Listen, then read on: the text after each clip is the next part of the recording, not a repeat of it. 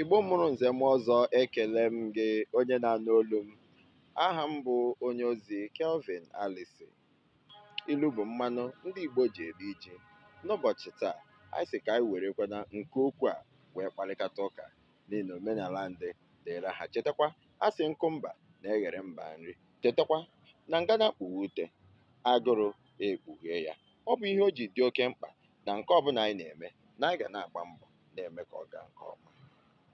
Nke a kpatara Igbo ji asị o, aka aja aja na-ebute ọnụ mmanụ mmanụ.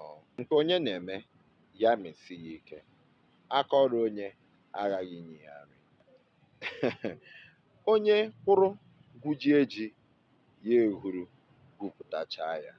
Anya na ihe ọbụla ị na-eme. Atụọrọ ọmara ya ọmara, atụọrọ ofeke ofeke tinye isi n'ọhịa. Aja ole aga ọgụ bụ ụjọ, gudugudu wu ugwu eze. Igwe bụ ike, ụbara mmadụ bụ naanị ume. Ihe meziri emezi, a na-akpọ ya nwa mma.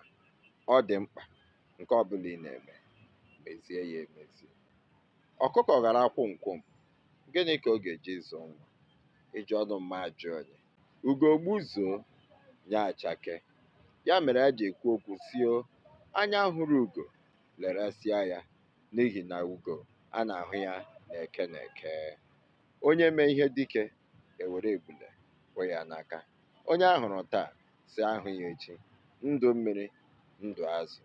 Anwụchulu o, ọ ka bụkwa onye nke gị, onye ozi Kelvin Alison.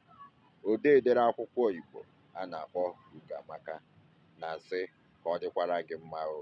Ka ị na-eweta onyonyo a, nye aka kesasịa ya. Ndewo, ka emesịa.